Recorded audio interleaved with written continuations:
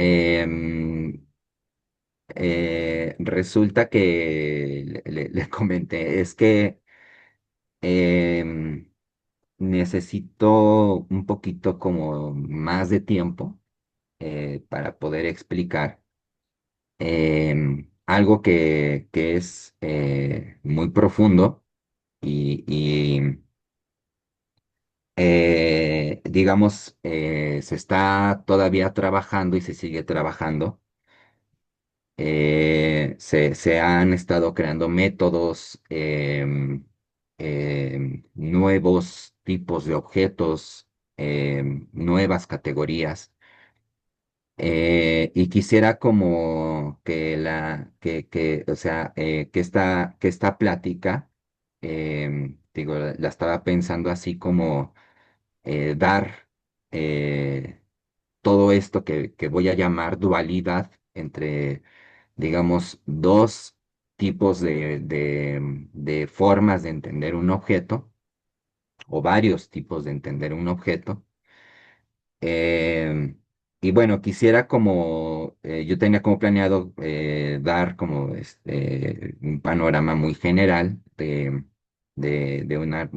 un artículo que estoy trabajando.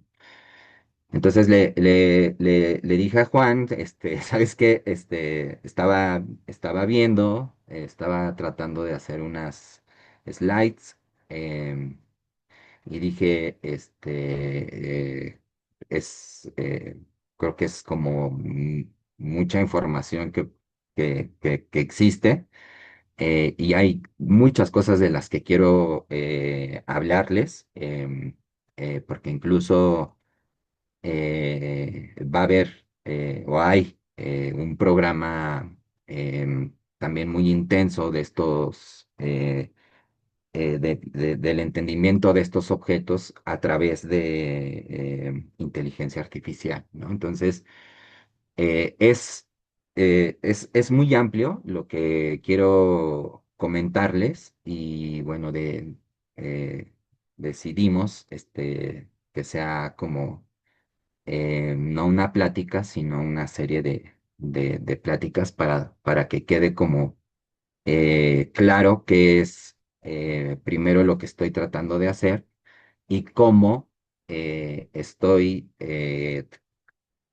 también tratando de usar ciertos software, que también les quiero platicar de esto, eh, para que me ayude, digamos, a solucionar este problema. Entonces, eh, bueno, no sé si quieres Iniciemos, Julio. que comience, Entonces, sí, muy ¿sí? buenas tardes con todos. Bienvenidos a esta plática del día sábado, esta conferencia, este ciclo de conferencias en que nos va a hablar Julio César Galindo sobre teoría de homotopía cromática. Muchísimas gracias, Julio. Siempre bienvenido al grupo de Geometría Ecuador. Gracias siempre por esa disposición a compartir lo que tú trabajas con nosotros. Te agradecemos mucho y puedes iniciar, por favor. Ok, Sí, bueno, Julio ya nos comentó perfecto. que va a ser una serie de pláticas, yo también reforcé eso. El horario mantenemos los sábados, ¿no es cierto? Y si Sí, hacemos alguna modificación, comentamos. ahí va, ajá, exactamente, ahí vamos como platicando, ¿no? Ok, entonces, a ver, esto me da como cierta libertad como de hablarles un poquito, así, al aire, ¿no? Ya después, digamos, voy a ser medio informal, o tal vez muy informal, en de lo que se trata, qué tipo de objeto es el que queremos entender o el que se necesita entender. Y hay dos em, mundos que no están interconectados, ¿no?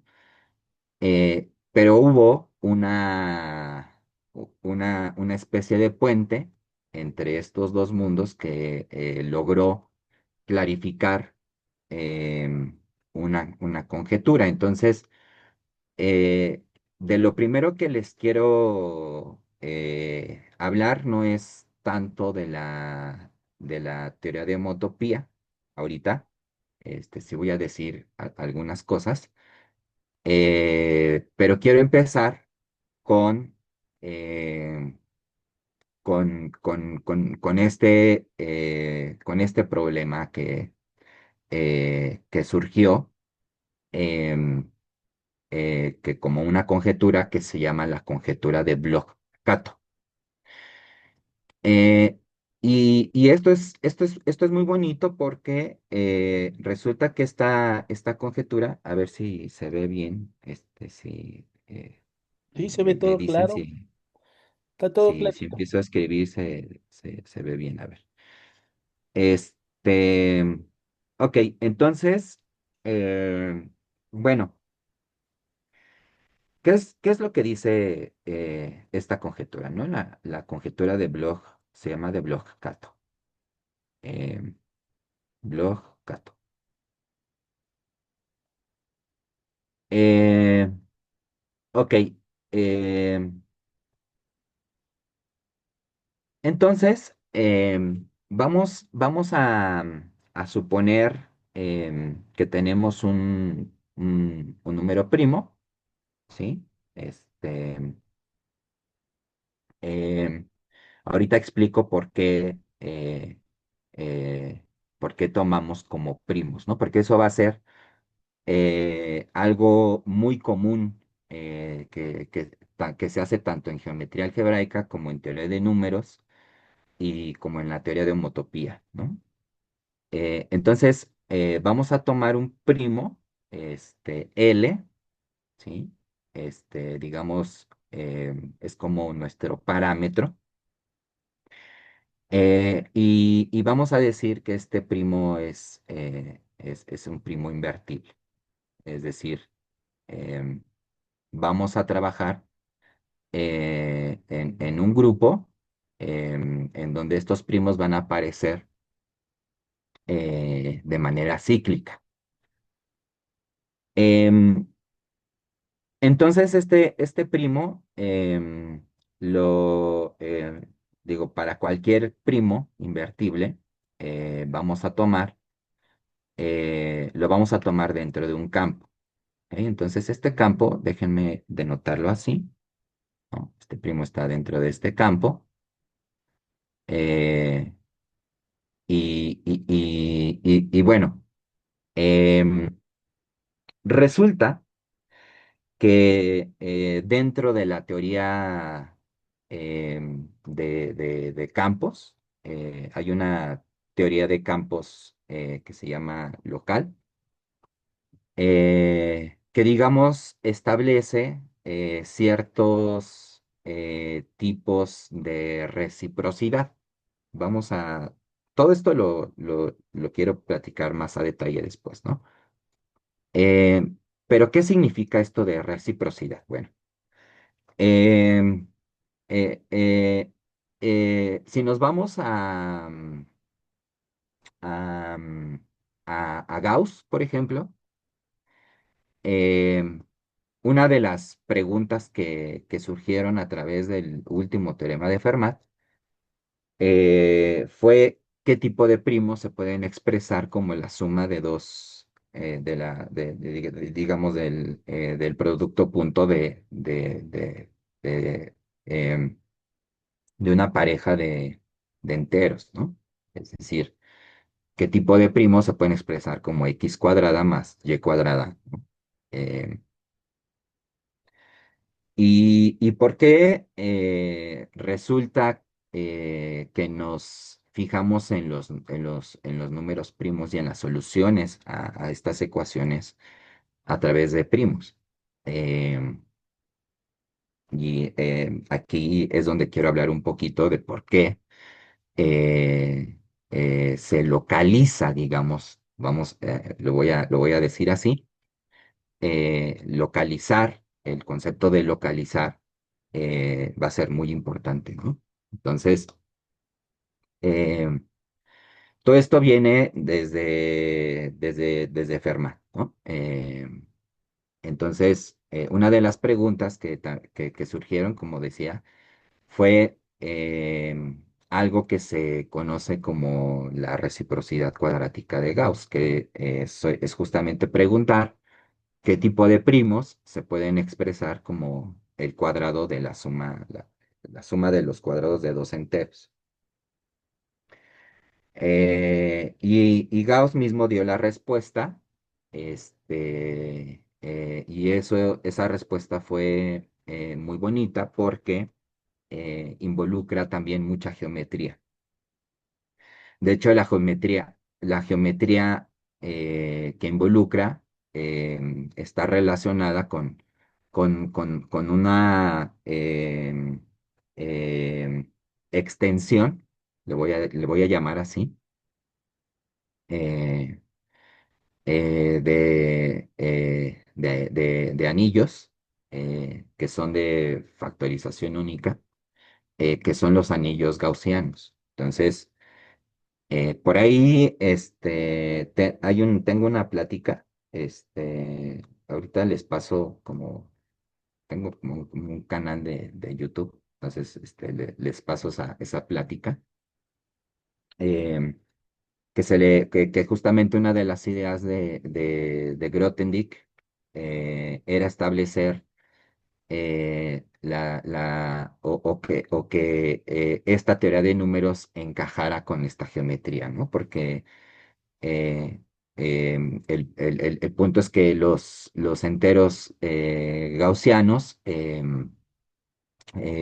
justamente son enteros a los cuales se les aumenta, digamos, o se les invierte, también se dice, se les invierte un número complejo y bueno, eso forma una látiz y se puede entender los primos que se descomponen ahí.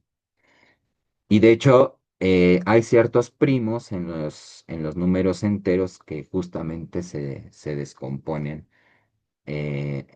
a través de estos enteros gaussianos. Y bueno, quitando al 2 que siempre es como el primo problemático, eh, se habla de que el espectro, es decir, los primos de los gaussianos, hay un morfismo al espectro de los números enteros.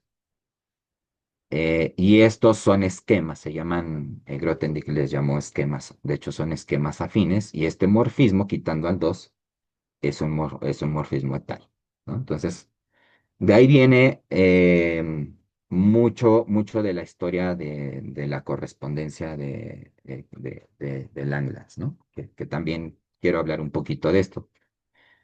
Em, entonces, como ven,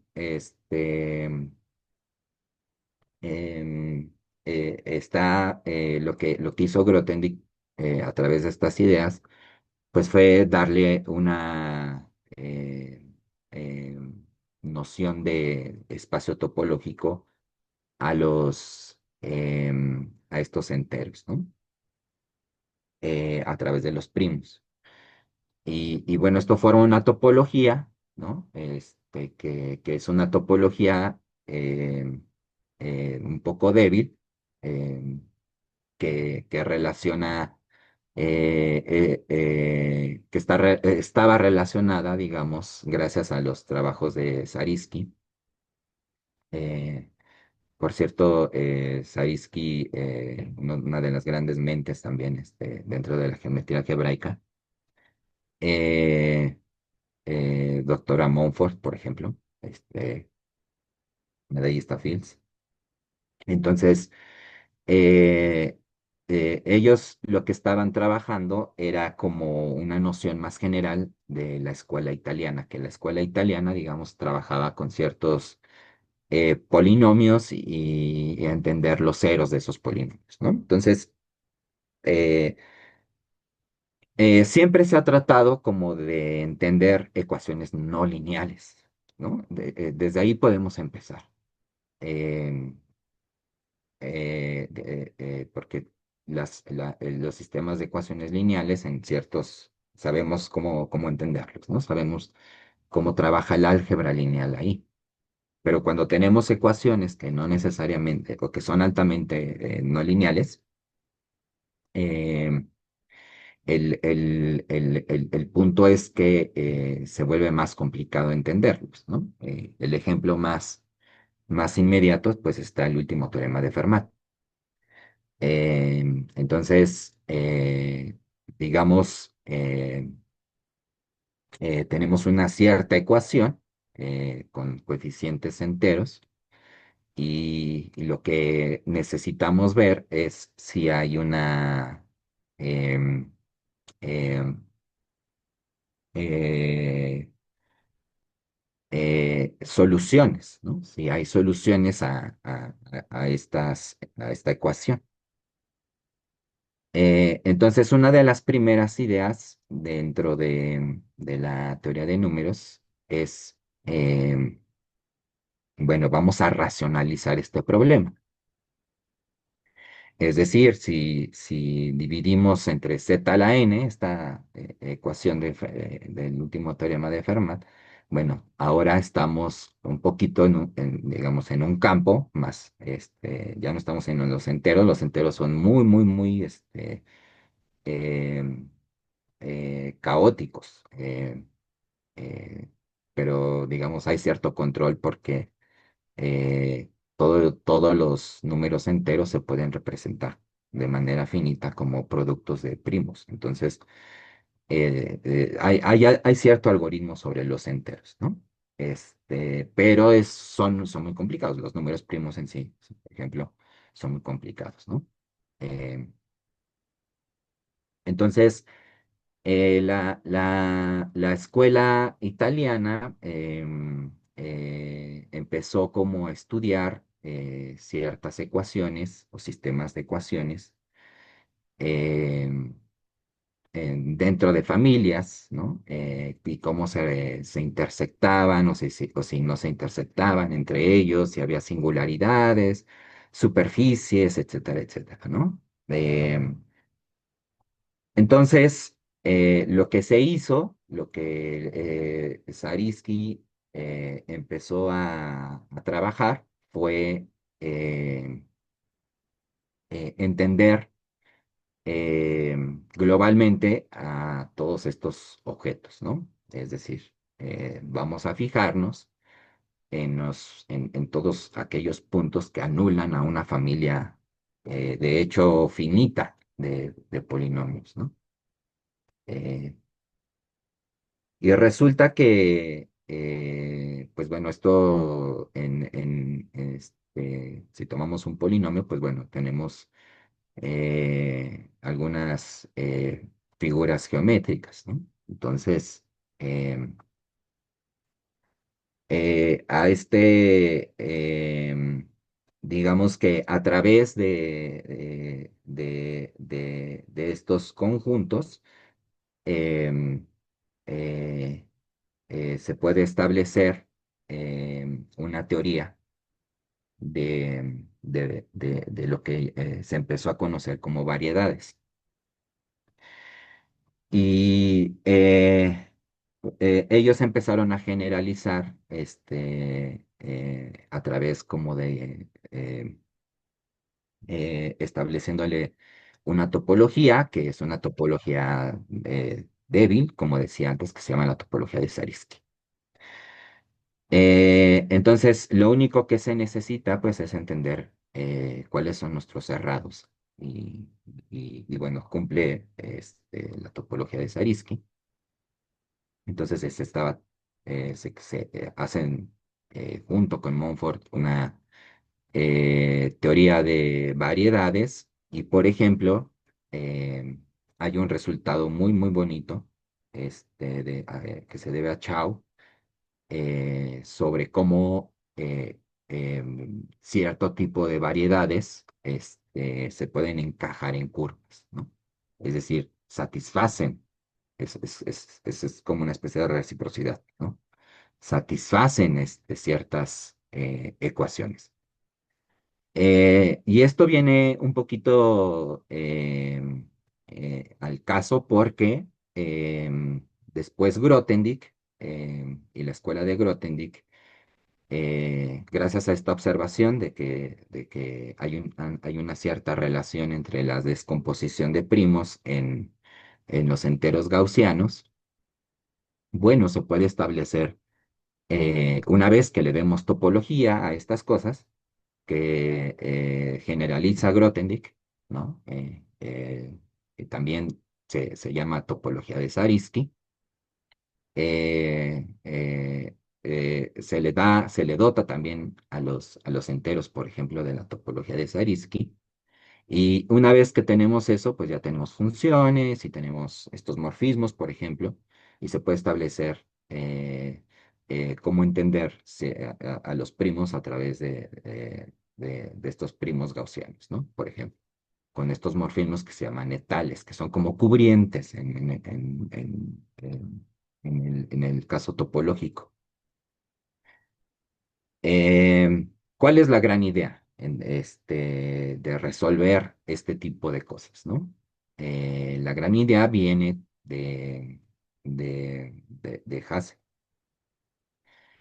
y es que bajo ciertas situaciones, resolver problemas, em, ecuaciones altamente no lineales, es equivalente o digamos en formas más débiles, es mejor entenderlas primo por primo, es decir, reduciendo esa ecuación módulos primos. Y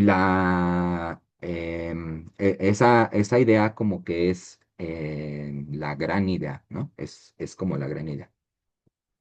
Eh, Tan grande es esta idea que es por ejemplo, la reciprocidad de Gauss te dice cómo prescribir ciertos primos a través de un grupo, ¿no? Se forma un grupo de estos primos, por ejemplo, que son congruentes con uno módulo 4 y se tiene un conjunto infinito de primos.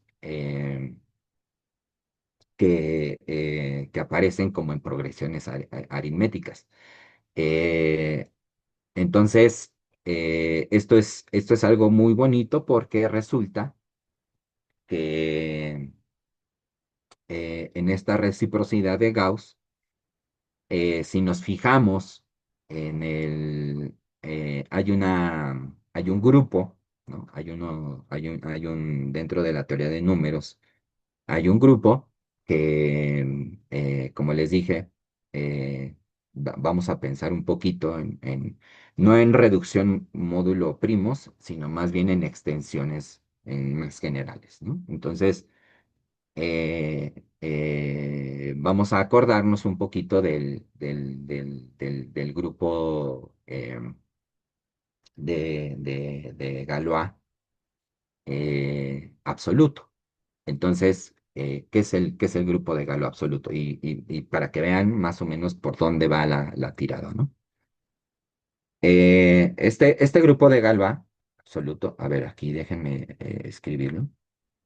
Si voy a necesitar esta noción. El grupo de Galois absoluto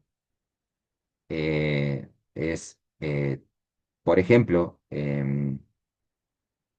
vamos a fijarnos en el campo de los números racionales. Entonces, tenemos aquí el campo de los números racionales y resulta que hay extensiones que se llaman algebraicas. Eh, y estas extensiones, fíjense, son extensiones. Galois, acuérdense que estaba tratando de analizar también ecuaciones, ¿no? Y resolver ecuaciones. Entonces, todo esto es una teoría de ecuaciones no lineales, ¿no? Entonces, em, hay ciertos campos que se llaman algebraicos. ¿Y qué significa algebraico? Bueno, tomamos un polinomio dentro, por ejemplo, de los complejos, con ciertos coeficientes, em, y son aquellos ceros, ¿no? O sea, son aquellos elementos dentro del campo con los cuales se puede descomponer esa función o ese polinomio en factores irreducibles. Entonces, aquí hay varias ideas, ¿no? Que ya estamos, no sé si estoy como divagando un poco, pero quiero que como que más o menos vayan viendo este, cómo empiezan estas conexiones, ¿no? Entonces, existe una extensión maximal eh, que digamos es la extensión en donde todos los polinomios que estamos considerando dentro de los coeficientes en los racionales eh, se descomponen completamente, ¿no? Entonces, esto se llama la cerradura algebraica de Q, ¿no? Y de hecho hay, digamos, cierto eh, isomorfismo. Bueno, de hecho, más bien lo podemos ver como un encaje dentro de los complejos. Entonces, aquí estamos pensando un poquito en el teorema fundamental del álgebra, ¿no? Esto que, bueno, sí, porque los complejos no es más que tener Q linealmente y añadirle este elemento, ¿no? Que son los complejos. Entonces, justamente gracias a este elemento, pues se pueden descomponer de manera en factores irreducibles los polinomios, ¿no? Inclusive aquellos que no necesariamente son lineales, ¿no? Los cuadráticos, etcétera, etcétera. Entonces, este grupo de Galois em, es un grupo infinito. Eh, pero hay una correspondencia de Galois para estos grupos infinitos, ¿no? Se le puede dar una estructura también de grupo topológico a través de heredándole algo que se llama la topología de Krull. Pero lo más importante es que este grupo es profinito. ¿Qué quiere decir que sea profinito? Bueno, que este grupo lo podemos entender a través digamos, de ciertas extensiones, subextensiones de, eh, de este, de este campo, ¿no? Extensiones, de hecho, sí lo veo, extensiones finitas.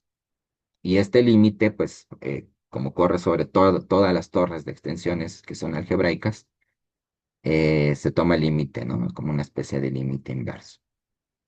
Es decir, tiene una propiedad universal y esto tiene heredada una topología que se llama la topología profinita. Y estos grupos sí son finitos. Entonces, ahora el problema es pues, entender estos grupos eh, finitos, ¿no? Y que son los grupos de Galois. Resulta que estos elementos, los elementos de los grupos de Galois no son linealizables, es decir,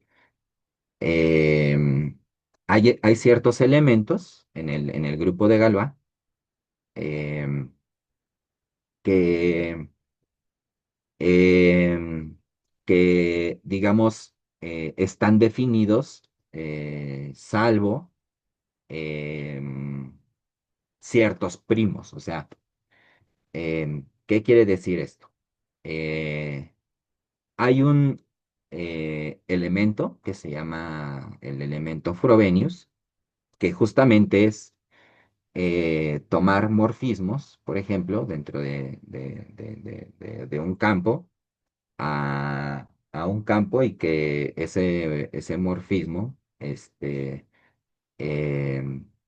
bueno, que sea un homomorfismo y además se esté trabajando primo por primo. Este morfismo se llama el morfismo de Frobenius. Em, y bueno, aquí el grupo de Galois en realidad son los automorfismos que existen en estas extensiones algebraicas que fijan al campo Q, ¿no? Entonces, justamente, pues aparece o reaparece esta idea de Hasse de descomponer en primos y fijarnos con cuáles son esos elementos que hay que descartar para que existan eh, como generadores dentro de este grupo de Galois. Y resulta que hay un morfismo que es justamente el morfismo de Frobenius. Y el morfismo de Frobenius lo que hace es, eh, si tenemos X más Y a la P, pues eso es X a la P más Y a la P, ¿no? Lo que hacen los alumnos, ¿no? Siempre se toma así, ¿no? Como chiste en estos elementos y resulta que x más y al cuadrado sí es x al cuadrado más y al cuadrado, porque estamos reduciendo módulo 2 por ejemplo, ¿no? Entonces, eso nos está dando información y de hecho, este elemento Frobenius actúa como una especie de eigenvalor y eso nos produce em, la reciprocidad que se llama cuadrática en general, la reciprocidad de Gauss. Y resulta que este Frobenius, definido en algún punto, es algo que se llama el carácter de Gauss, ¿no? Y todos estos primos que se prescriben, por ejemplo, cuando digo que los primos que se pueden escribir como x al cuadrado más y al cuadrado, que son justamente los primos congruentes con uno módulo 4, esto se llama prescripción de primos, ¿no? Entonces, son teoremas de reciprocidad. Y Gauss generaliza esta idea a través de un símbolo que se llama el símbolo de Legendre, em, y el símbolo de Gauss, y justamente eso después está relacionado de manera muy, muy evidente con el análisis armónico, porque justamente los primos que estamos teniendo de un lado, vienen en progresiones aritméticas, es decir, em, hay periodicidad. em, y esto es justamente eh, lo que, em, lo que dice la reciprocidad de Langlands en el caso abeliano, se llama, ¿no? En el caso uno dimensional, que a grandes rasgos es entender al grupo de Galois. Como es complicado, es entenderlo a través de morfismos hacia grupos eh, lineales, es decir, linealizar aquí este morfismo en algún grupo que sea lineal, ¿no? Por ejemplo, GLN. Eh, y tomar coeficientes, por ejemplo, en campos finitos. Eh, con P elementos, ¿no? Entonces, todo lo que dije es básicamente que hay un morfismo aquí y esto se llaman representaciones de Galois. Y lo otro que dije es que si reunimos a todos los primos, digamos, hay un anillo muy especial que se llama el anillo de Adeles, eh, digamos, que es en donde se están descomponiendo los primos em, dentro de los enteros o dentro de algún otro anillo más general. Y justamente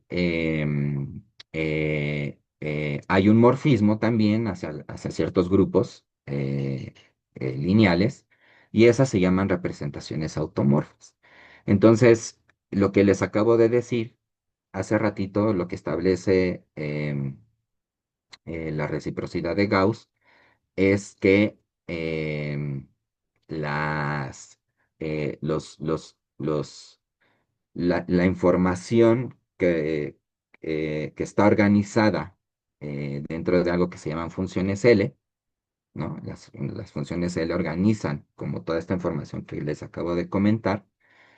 Hay funciones L asociadas a, a, em, a ciertos, bueno, las funciones L son funciones complejas. Eh, entonces, por ejemplo, las funciones L que vienen de la reciprocidad de Gauss están en correspondencia con las funciones L de caracteres de Dirichlet. Entonces, es justamente esto que vienen en progresiones, o sea, esta reciprocidad viene justamente dada por primos dentro de familias armónicas, ¿no? Esta prescripción. Eh, por ejemplo, cuando este carácter que estoy diciendo, que es un homomorfismo multiplicativo, em, es de hecho de Dirichlet. Si este carácter, por ejemplo, es el carácter trivial, esa función L es la función zeta de arriba, ¿no? O sea, fíjense cómo se está relacionando todo. No sé si estoy, no sé si haya dudas ahorita, no sé si se va como entendiendo lo que estoy tratando de platicar. Les digo, ahorita les quiero como platicar, más que escribir, empezar a escribir matemáticas, ya tendremos tiempo para eso. Este, pero ahorita quiero como que vean por qué reducir módulos primos es la gran idea, ¿no? Es como una de las grandes ideas. Si tienen No sé preguntas, que si, se no sé estén si en la hay algo. libertad de abrir el micrófono. Sí, si tienen alguna duda. Para mí estuvo claro, diste una visión global de cómo se relaciona todo. Muy Ujú. bonito. Ujú. No sé si... Exactamente. Entonces, digamos que lo que se está relacionando son teorías de las matemáticas, ¿no? Porque estamos hablando de la geometría algebraica, que es esto de buscar ceros de polinomios, ¿no? Estamos hablando de eh, análisis armónico, y estamos hablando de único, y estamos hablando de que hay ciertos puentes que están establecidos, no sé si lo dije bien, o que establecen estas dualidades, ¿no? Entre estos dos campos de las matemáticas que en principio no hay como relaciones, ¿no? Em, y bueno, y obviamente aquí aparece, se dice que en el grupo de Galo absoluto, pues justamente está toda la teoría de números, ¿no? Entonces, entender al grupo de Galois siempre ha sido como el pan de cada día de cualquier eh, teorista de números aritmético, ¿no? Em, ahora, bueno, ¿qué tiene que ver esto, no? Em, bueno, a ver, resulta, ¿no? Em,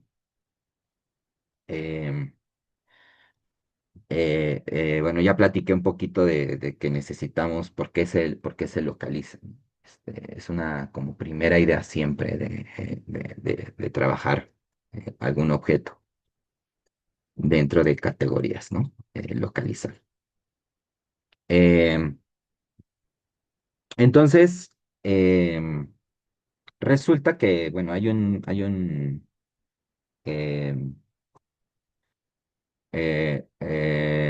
hay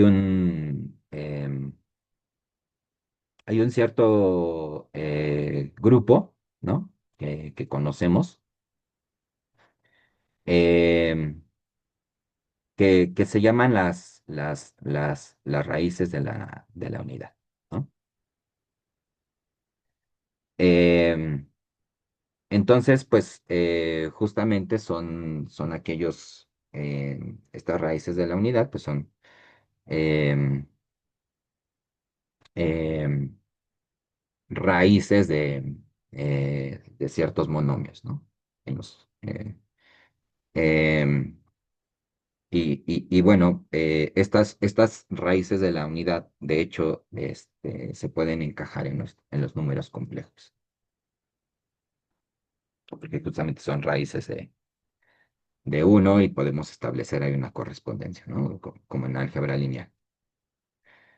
Eh,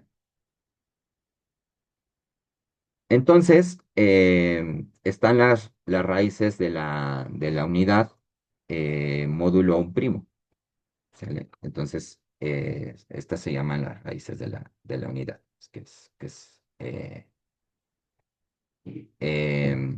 módulo este primo L que acabamos de fijar, ¿no?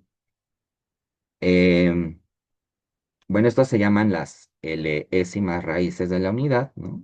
Son elementos dentro del campo, tal que al elevarlos a L, que recuerden que es un primo, eh, nos da uno, ¿no? Entonces, esto forma un grupo, es un grupo multiplicativo,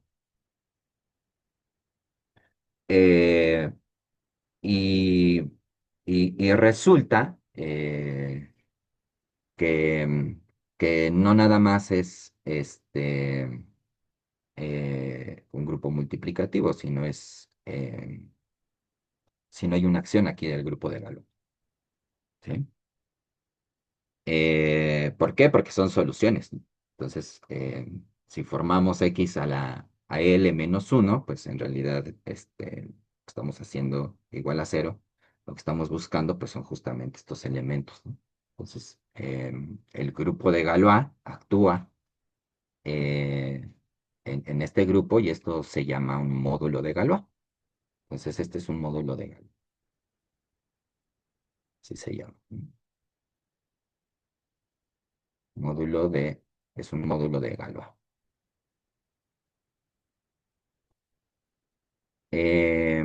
Ok, entonces,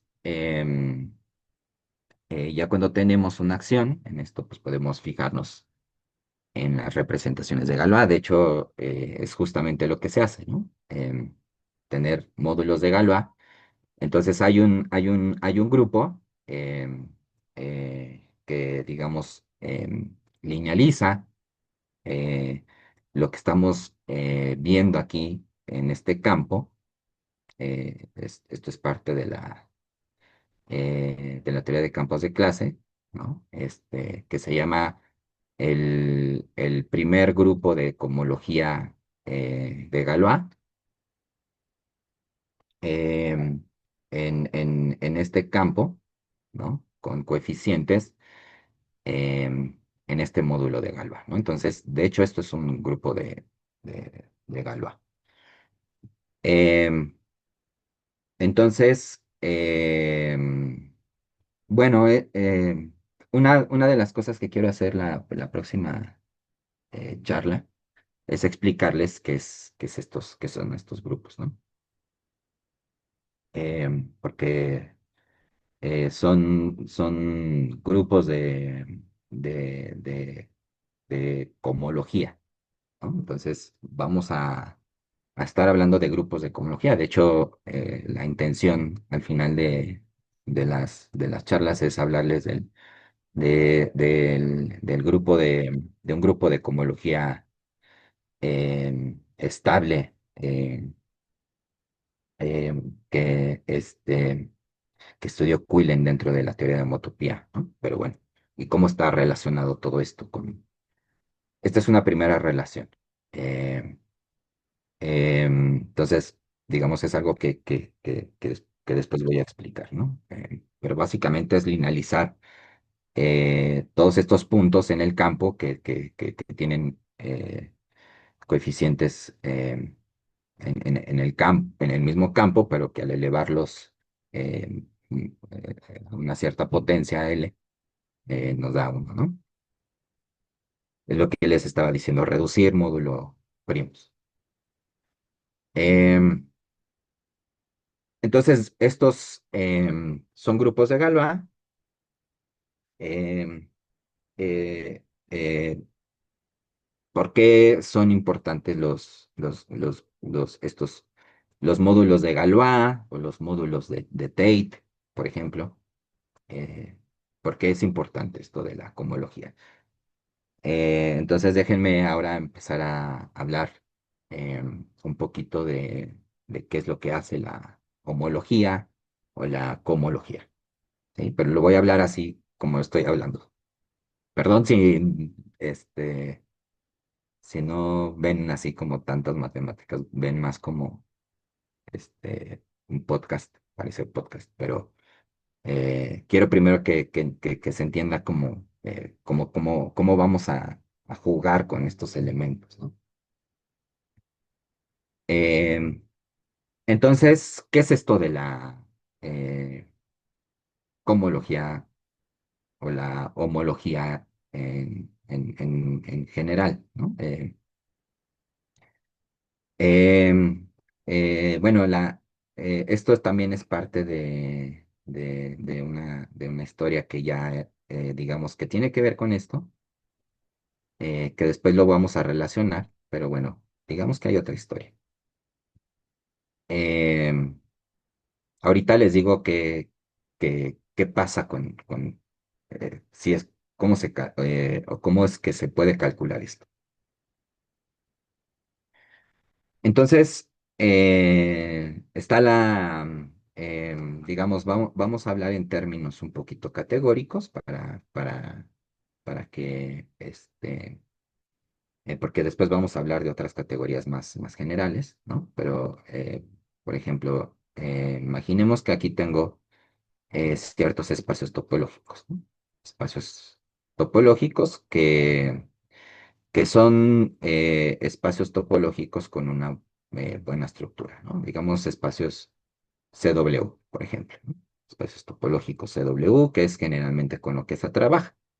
Entonces aquí voy a poner CW, nada más para que acordarme de algo que les quiero platicar también.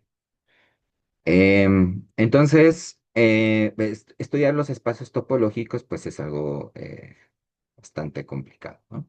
Em, pero bueno, digamos, forma una categoría, hay morfismos entre espacios topológicos y bueno, está toda la teoría de formas diferenciales, cuando uno estudia espacios topológicos, por ejemplo, em, si estas son diferenciables o si son complejos, ¿no? Tienen ciertas estructuras, ¿no? Están las superficies de Riemann, por ejemplo. Entonces, em, creo que por cierto, las superficies de Riemann, este, em,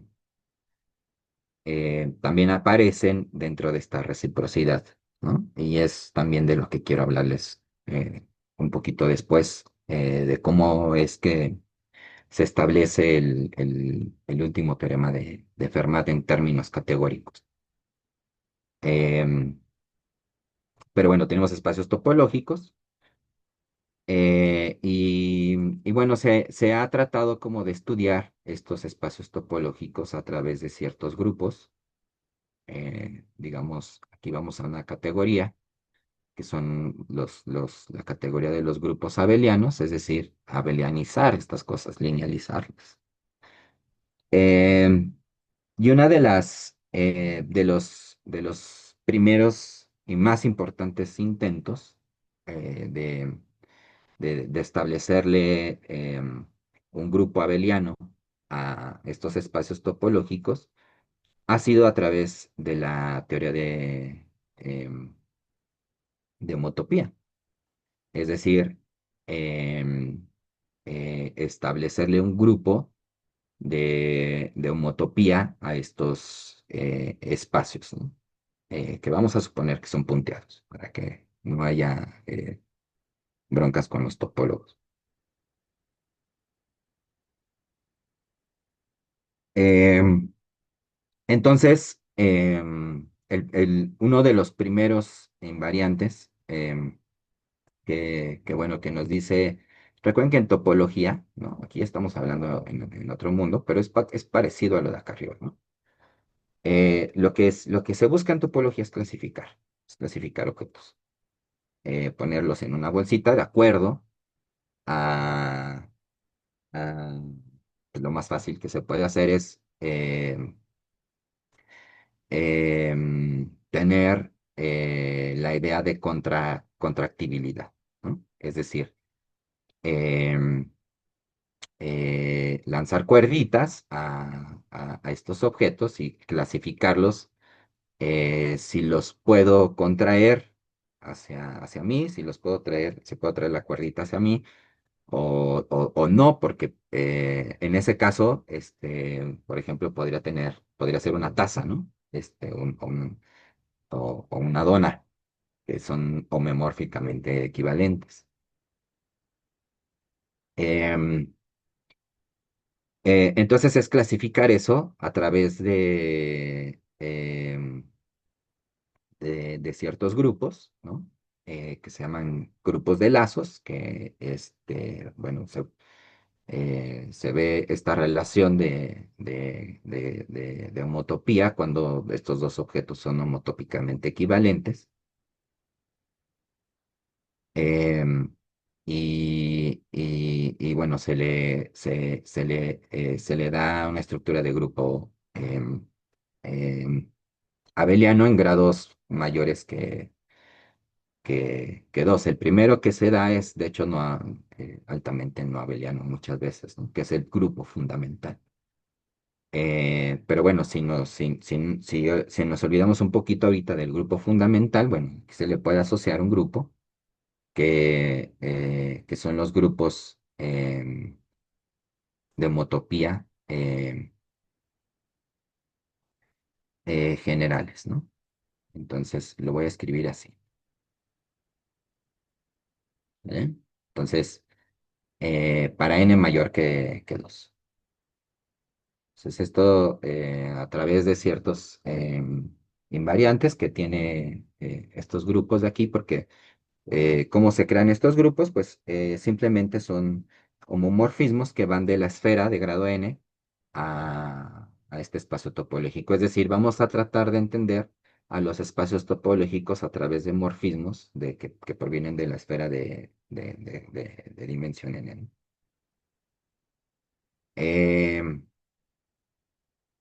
entonces, em, digamos, cuando n es igual a uno, pues no es abeliano,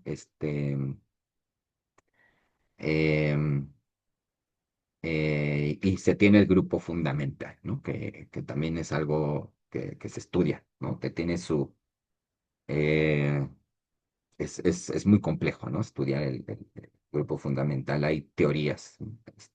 Hay gente que estudia los grupos fundamentales o la teoría de nudos que está dentro también ahí, por ejemplo, ¿no? Y es algo no trivial. Ujú. Eh, digamos, aquí estamos fijándonos en estas cosas.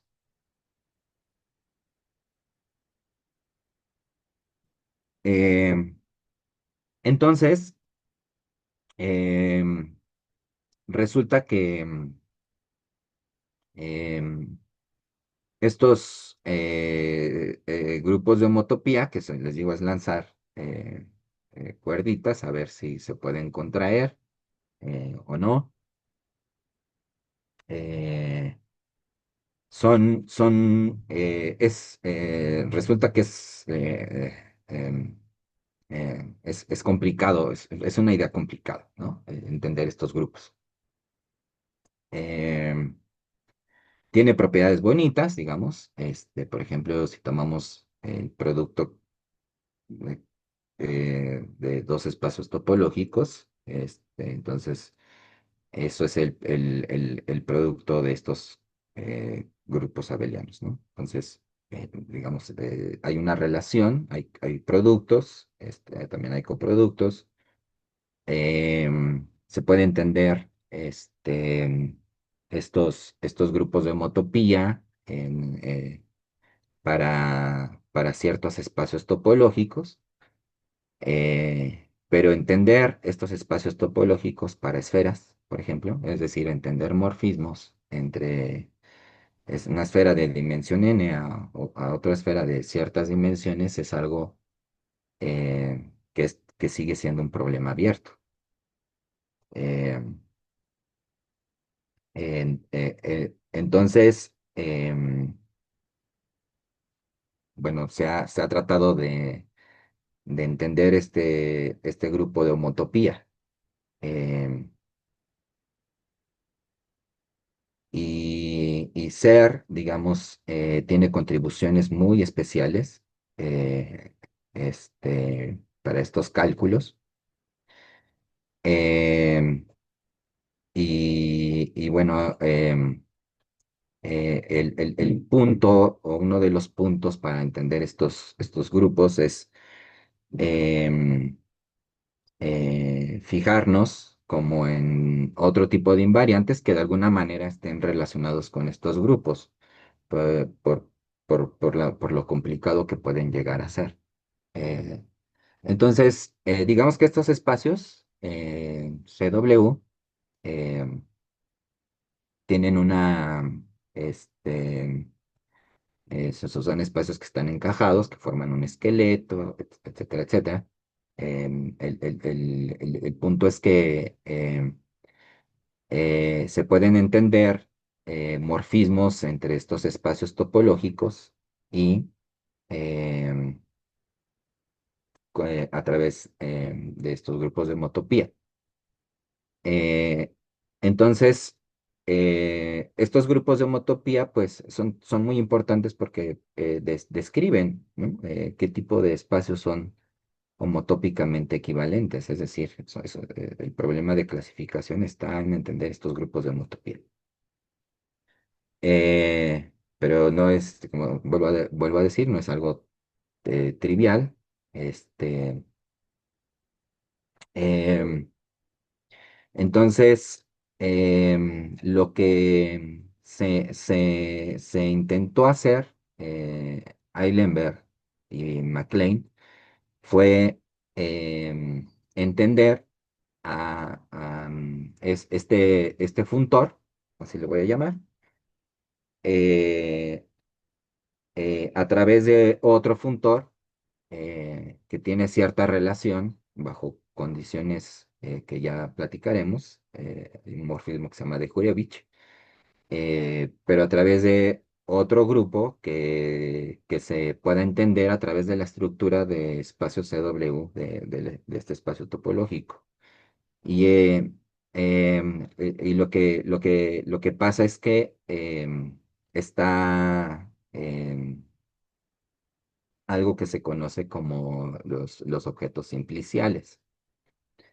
Entonces, los objetos simpliciales, pues son, digamos, son encarnaciones eh, de cómo van a interactuar ciertos objetos, digamos, poliédricos, ¿no? Que se pueden deformar hacia estructuras más generales, ¿no? Por ejemplo, em, podemos tener unos hiperplanos o podemos tener especies de prismas y eso sabemos que las caras entre eso y otros objetos pues se identifican si son esferas o no. Entonces son espacios que se pueden triangular. Entonces este es el punto. Y estos espacios que se pueden triangular, pues bueno, satisfacen unas fórmulas que se llaman fórmulas características, ¿no? Es decir, hay una fórmula tipo como la teoría de gráficas, ¿no? Que el número de caras está relacionada con el número de vértices y el número de aristas con cierta fórmula. Entonces, algo así va a pasar con estos grupos de homología. El problema es que lo único que te dicen los grupos de homología es que, bueno, si para cierto grado dos grupos de homología de ciertos espacios son distintos, pues bueno, no son homotópicamente equivalentes. Pero para eso se necesita saber todos los grupos de homotopía, ¿no? Eh, entonces eso es un problema, es un problema también. Pero digamos, está la homología, ¿no? También se le puede asociar aquí la homología de grado n, que simplemente ahorita lo vamos a definir eh, con coeficientes, digamos, en z, ¿no? Por ejemplo. Entonces, ¿qué es esto? Pues a través de estos morfismos se toman las caras de estos simplejos y bueno, el punto es entender qué tanto interactúan las caras módulo em, las caras que estamos anulando. Eso se llama un complejo simplicial. Y el punto es que a ese complejo simplicial se le puede asociar una homología, ¿no? Y esta homología se denota así. ¿Vale? Entonces, se trata, Eilenberg MacLean trataron de dar este funtor y dar todo un sistema de correspondencias que se debe de cumplir a través ahora en este grupo, por ejemplo, que haya coproductos, que el producto wedge abra sumas, etcétera, etcétera, ¿no? Varias, por ejemplo, teoremas de escisión, que son muy importantes. Gissing, periodicidades, todo esto se tuvo que em, hacer para estos grupos de homología y bueno, en general, cualquier grupo que queramos asociarle estos espacios topológicos deben de satisfacer todos estos axiomas, ¿no? Para que sea una buena teoría de homología. ¿No? Y de hecho, o de comología. Y la comología, pues lo que se hace es simplemente cambiar las flechas, pero eso nos da más estructura sobre los grupos de comología, porque ahora ya no nada más son grupos, sino para cada grado, para cada cogrado, digamos, forman anillos, ¿no? Entonces, de hecho, con productos conmutativos y entonces se pueden entender a través de ciertas coproductos, digamos, de coproductos ahí. Em, entonces, justamente los grupos de homología, bueno, se empezaron a estudiar y la idea de Grothendieck fue entender homología, pero de objetos que provienen de la geometría algebraica, de esquemas. Entonces, se tuvo que crear lo que creó fue toda una teoría de homología, de cohomología para esquemas. Y el punto de esta nueva cohomología es justamente tratar de entender a los esquemas no em, no como a través de sus puntos, porque podría haber muchos puntos que se llaman genéricos, sino entenderlos a través de morfismos hacia a, a estos esquemas, y justamente estos morfismos son como los morfismos que están acá arriba, que se llaman etales, ¿no? bueno, este no, el que no lo puse, pero hay un morfismo que va del spec de los anillos enteros a eh, el spec de Z, ¿no? Son los primos gaussianos y los primos que conocemos, ¿no? Em, entonces, Grothendieck, para generalizar estas ideas, pues se fijó justamente en este tipo de morfismos, ¿no? Y estos morfismos resulta que dan un sistema con el cual se puede establecer quiénes son los abiertos, quiénes son los cerrados, y a esa topología, a ese sitio topológico le llamó el sitio etal. Entonces ahí es donde vive, por ejemplo, esta cohomología, en el sitio etal. Ujú. Entonces, lo que, digamos, está midiendo, pues son extensiones que tienen cubrientes, ¿no? Como este aquí, que es un cubriente. Em, ok, entonces, eh, eso fue lo que hizo Grothendieck. Bueno, ya estaba Tate estaba creando la cohomología de Galois, se conoce como la cohomología de Galois, que es la cohomología tal en un campo, ¿no? Por ejemplo, en un punto. Entonces, em, resulta que si tomamos una cerradura separable de, eh, eh, de este campo, esto es isomorfo, o sea, se puede calcular a través de estos métodos, pero es isomorfo a este grupo que voy a poner aquí, que son las unidades del campo, ajá, módulo las unidades del campo L veces, ¿no? Es decir, hay un cierto morfismo, que es multiplicación por L, y bueno, resulta que justamente estos elementos que se están anulando, pues son los que están representándose en este grupo de Galois, ¿no? Y resulta que, bueno, este grupo es muy importante. Em, de aquí vienen ciertos morfismos que se llaman de Kronecker-Weber y bueno, hay toda una eh, teoría, ¿no? De hecho, la teoría más cercana de la que quiero hablar es la teoría de Milnor. Este,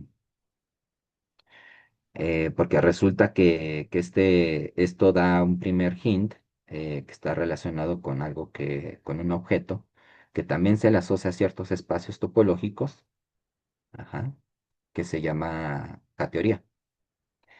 Em, entonces, se puede, en el caso de campos, así como lo platiqué, esta transición que se hizo de grupos de homotopía, grupos de cohomología, y luego eso, cómo se usa en teoría de números, que bueno, pues son a través de extensiones, etcétera, etcétera, de la cohomología tal. Em, bueno, resulta que, bueno, un primer hint que nos está diciendo esto es que al menos hay elementos que pueden funcionarnos como álgebra lineal, ¿no? Es álgebra lineal lo que están viendo. Este isomorfismo es que podemos hacer álgebra lineal. Y esa es una idea que quiero que entendamos después cuando veamos cómo se relacionan los grupos de homotopía con ciertos cubrientes que vamos a llamar universales. em, la gran idea o la idea bonita, pues es entender estas cubrientes y con eso dar como que lo que no conocemos, morfismos hacia lo que no conocemos, ¿no? Eso es como una especie de representación de Galois. Que tenemos algo que no, que es profinito y que tiene ciertas características, tiene una topología profinita, pero bueno, lo vamos a estudiar a través de representaciones, es decir, en matrices, ¿no? Este, es álgebra lineal. Y el punto es que, por ejemplo, cuando estudiamos a ciertos cubrientes universales, eh, la idea también va a ser linealizarlos, ¿no? Y va a haber una linealización que le vamos a llamar el J-homomorfismo, que eso va a dar pie a la descomposición de estos grupos de homotopía a través de estos otros grupos que se les asocia como, o anillos que se les asocia, así como los anillos de cohomología. Pero, por ejemplo, a la K-teoría general, a la K-teoría algebraica, o algo en lo que me voy a restringir, es al cobordismo complejo, ¿no? Entonces, a través de estos invariantes, digamos, se puede deducir cosas de los grupos de homotopía, ¿no? Ese es el punto. Son más complicados a veces, sí, pero no tan complicados como los grupos de homotopía. El punto es que al menos hay cierta linealidad o hay cierta representabilidad de estos grupos más generales, ¿no? Bueno, fueron establecidos por Quillen y Novikov y Quillen. Entonces, ¿qué es lo que está pasando aquí? Que estamos haciendo álgebra lineal. Entonces, bueno, la idea es em, entender después cómo se factoriza este morfismo y lo que les voy a explicar la próxima vez eh, es que, bueno, hay un cierto morfismo, que le voy a llamar así, que va de un grupo, que es el grupo de K-teoría de Milnor, generalizado, en estos campos, ¿no? Les tengo que explicar qué es esto. Y bueno, hay un morfismo hacia el grupo de cohomología etal, con estos morfismos etales de K a estas raíces de la unidad, ¿no? Entonces, em, bueno, aquí digamos tensoreados con n. Entonces, esto se llama, este morfismo se establece a través de ciertas relaciones que forman a la categoría. Justamente las relaciones que tenemos de este lado, pues gracias a este isomorfismo, se puede entender así como elementos aquí, como bases, ¿no? Donde se anulan ciertos elementos y podemos establecer un grupo y va a haber una factorización a través de este grupo, que es el grupo de Milnor, em, a través de ciertas álgebras tensoriales, ¿no? Esto lo explico en la próxima clase, pero se llama la norma residuo. Em, y bueno, la cohomología tal, con coeficientes estos módulo L, es un grupo de L torsión.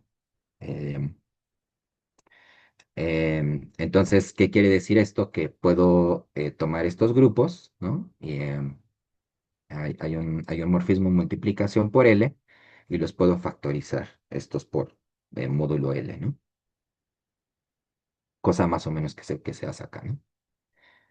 Em, entonces, el teorema del residuo, o el teorema de Bloch-Kato, es que justamente esta factorización por L, ¿no?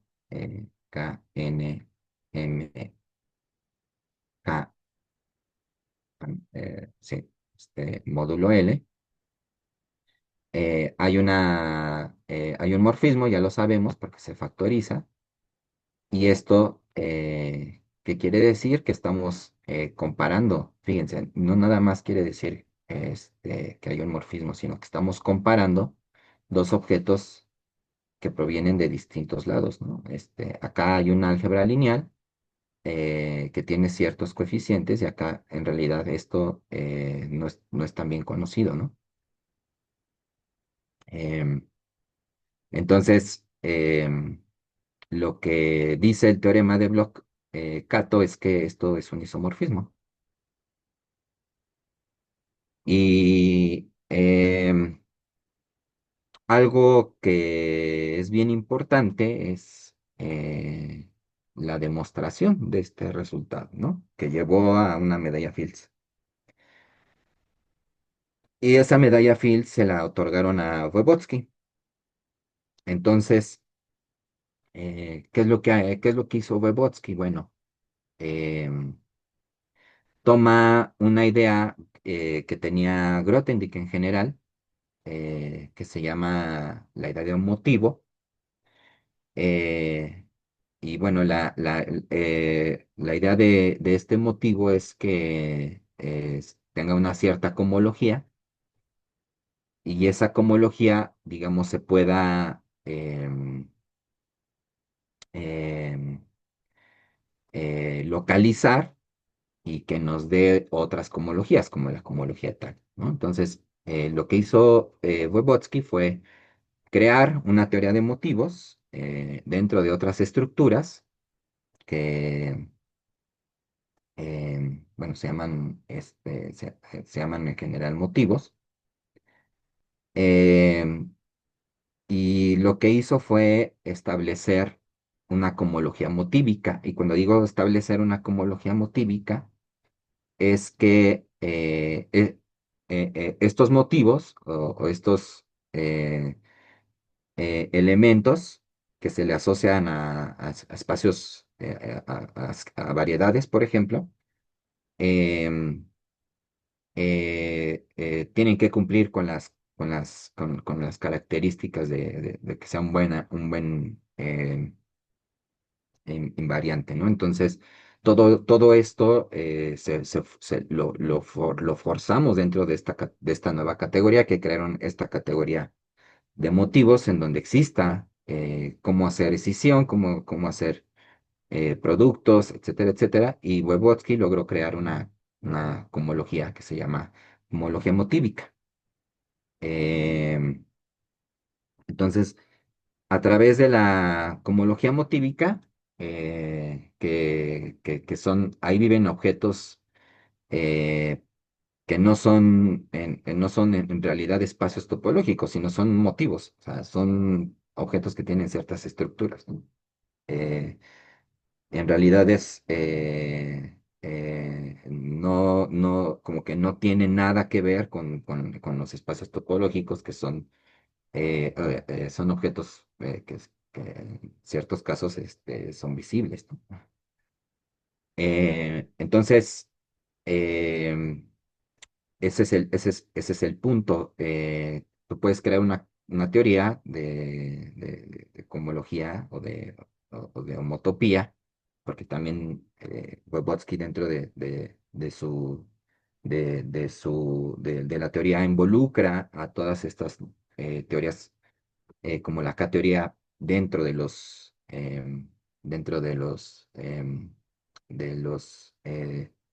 digamos, vamos a llamarle dentro de la categoría de Vygotsky, eh, que hay dos categorías, hay una homológica y hay otra de homotopía, ¿no? Entonces generaliza como estos resultados y también establece isomorfismos, sobre todo con un grupo muy importante, que es que digamos sería como el equivalente al grupo, a entender los grupos de homotopía, pero ahora de ciertos esquemas, que es el grupo de Chao, ¿no? Entonces, el grupo de Chao es muy difícil de entender. son ciclos algebraicos, o sea, hay que, eh, en superficies de Riemann, una primera aproximación se ve en el teorema de Abel-Jacobi, ¿no? A través del morfismo de Jacobi. Y es algo complicado, es algo complicado. Este, entonces, algo así se necesita. Todo esto lo hizo Bobotsky, relacionó a los grupos de Chao a través de estos nuevos grupos, por ejemplo, y logró establecer estos resultados, ¿no? Que comparan dos teorías de cohomologías que al parecer una lo que está contando es ciertos símbolos que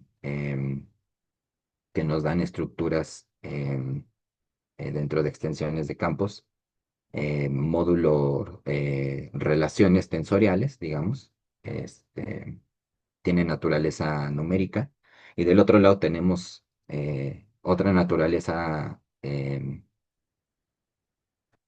pero más aritmética, ¿no? Entonces, eh, son, digamos, este grupo de tal se está linealizando, ¿no? Con, con, con el grupo de Milnor. Entonces, eso va a pasar también en ciertas situaciones em, con la cohomología motívica, ¿sí? Y después pienso, como les dije, relacionar estos dos mundos ha sido muy complicado. De hecho, este es el de los pocos, o el único resultado que se conoce, ¿no? Bueno, hay otro que también les voy a platicar, que es del teorema de Reutemann. Este, em, pero en realidad es muy complejo, ¿no? Entonces, eh, hay gente que sigue trabajando con la teoría de motivos, ¿no? Ya digamos, en espectros o en categorías más generales, y y ya se están estableciendo como más herramientas para poder entender estos morfismos. El problema es que son matemáticas que ahorita apenas se están creando, ¿no? Em, entonces, bueno, es más o menos como la idea que tengo para platicarles. Les digo, en algún momento me voy a centrar al cobordismo complejo, em, que, que, eh, que fue también entender ese cobordismo, da una manera de entender cuáles son los grupos de homotopía de las esferas, ¿no? Porque si aquí tengo como una tablita, si nos fijamos en cómo está la teoría de homotopía, por ejemplo, nada más de esferas, bueno, en grado cero pues es Z, luego en grado uno es Z módulo 2, luego Z módulo 2, luego, o sea, uno eh, eh, parece aleatorio, ¿no? Cómo aparecen estos coeficientes, ¿no? Son grupos abelianos, eh, pero bueno, una de las parte de la arquitectura de los J homomorfismos es entender las esferas, ¿no? Y también tiene su dual en los espectros en el espacio, en la categoría de Vygotsky, ¿no? En la teoría de espectros.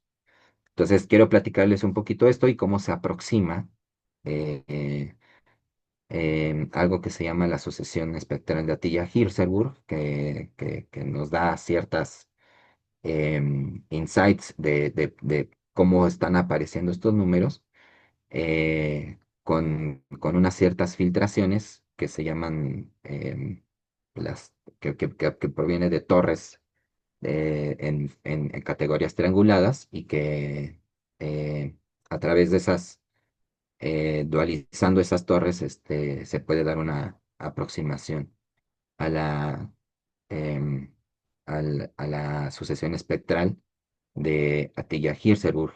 Las sucesiones espectrales no son más que, son como libros en donde en cada página hay flechas que nos dicen si existen o no Em, y estas páginas, el punto es que, por ejemplo, la primera página va calculando comología, la segunda, la dos comología, etcétera, etcétera, ¿no? Entonces, el punto es no tener tanta comología, sino que se desvanezca en algún punto, ¿no? Es decir, entender dos o tres páginas es entender como todo el libro completo, ¿no? Entonces, eh, son como las sucesiones espectrales, más o menos les voy a platicar qué es eso, pero de alguna forma configuran no nada más a los grupos de cohomología, sino también hay una forma de conjugar a los grupos de categoría y a los grupos de cobordismo, ¿no? Entonces, por aquí va a ir toda esta plática, este, eh, y no sé si haya preguntas, no sé si se entendió más o menos eh, cuál es el sistema que quiero como que trabajar, ¿no? O sea, lo que quiero que quede bien claro es que el álgebra lineal es súper importante, Sí, linealizar las cosas. muy bien, muy bien. ¿Hay alguna pregunta? Bueno, entonces, si no hay preguntas, primero agradecerte por esta visión panorámica que nos diste el día de hoy, de lo que vamos Ujú. a tener en las varias pláticas. Les invitamos entonces nuevamente el sábado que viene a la misma hora, a menos que exista algún cambio, les comentamos, ¿no? Julio, Sí, César, sí, sí, sí, sí. perfecto. Sí, un aplauso, por favor. Gracias. Muchísimas gracias, Julio César, por habernos dado Gracias, hoy día, este, nos dado hoy día una visión general, ¿sí? ajá. Ujú. Ujú. Muchísimas gracias. Les esperamos a todos el sábado que viene, ¿sí? Y además queremos invitarles, vamos a tener un curso de superficies K3, dictado por el doctor Sergio Troncoso. Se va a desarrollar durante toda una semana de la última semana del mes de julio a las 15 horas de Ecuador. Va a durar una hora y media y va a ser por la plataforma Zoom utilizando el mismo ID siempre del grupo de geometría. Muchas gracias, Julio César. Te agradecemos No, mucho. al contrario. Gracias, una buena tarde a todos, Mucho, una buena noche a buena tarde. todos. Sí, gracias, nos abriste mucho la mente ver tantas cosas que hay. Sí, es Tanto que que hay al en final son matemáticas. tantas cosas que están relacionadas. Sí, muchísimas gracias a todos. Una Sí, buena buenas noche. noches. Sí, buenas noches. Una preguntita nomás. Sí, dale. Eh, Me gustaría saber qué debería como tener o puedo como prerequisitos para entender lo que va a haber la próxima charla, ¿no? Ah, si Y quieres, por, le digo les mando por el chat, como una visión así panorámica y ahí vienen como ya los prerequisitos, ¿no?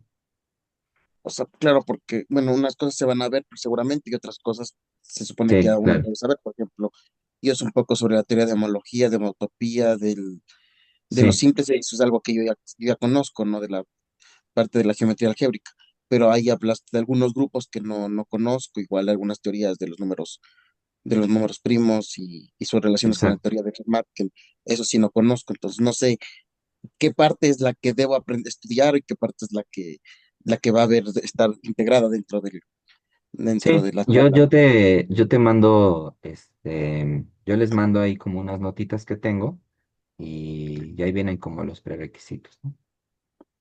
Ya, muchas gracias. ¿Vale? Pues mucho gusto, Juan.